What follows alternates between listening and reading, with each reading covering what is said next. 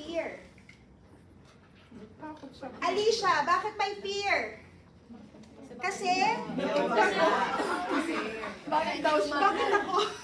Alicia, bakit may fear? Natakot akong mamatay nang wala akong may iwan. Tama. Wawi, bakit may fear? Ano nga ba yun? Kasi hindi prepared. Ako lang to, Wawi. Kasi hindi prepared. Diba? Bakit may fear, Ate Eden? Kasi hindi mo alam yung future. Tama. Ito ba mababago natin? No. That's inevitable. We cannot remove that because we know, hindi tayo magkakasakit, mamamatay tayo, hindi natin mababago to. Anong kaya nating burahin? Yung fear. Eto. Paano? Insurance. Okay. Sold na.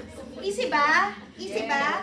Guys, bago kayo pumunta sa presentation, kailangan i-bother niyo muna si client bakit kailangan niya marinig to. Kasi pag pinakita niyo to sa kanya na hindi siya nababother, hindi niya to papakinggan. Pero pag ito ang una niyong ipakita, I'm talking as a client ha, kapag ito ang una kong pinakita sa kanya, naintindihan niya yung fear niya sa death at sa sickness, saka kayo tumalon sa presentation, magkakaroon siya ng eagerness to listen.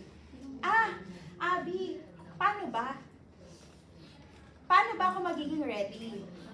Paano ko ba maihahanda yung future ng mga anak ko? Eto na, gumawa ako ng presentation for you. Diba? Guys, it's 2023. Let's do away with the basic na ginagawa natin. Ay, ma'am, kumusta ka na? Oh, ano po ba ang priority natin? Di ba we usually do that? Sabi nga nila, out of your comfort zone. Takutin nyo kaagad sila. Nito. Sino bang hindi takot dito? Lahat. Lahat tayo takot, di ba? Bukod sa idea na kapag namatay tayo, hindi natin alam kung saan tayo mapupunta. Pag namatay tayo, paano yung may iwan? At least bawasan natin ng isang fear.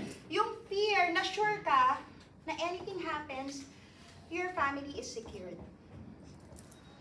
So sa lahat na gusto mag-enroll sa Game Changer. Huwag magpasa yung Ayun lang. Thank you very much. So, eto lang naman kasi yung Promo pala yun.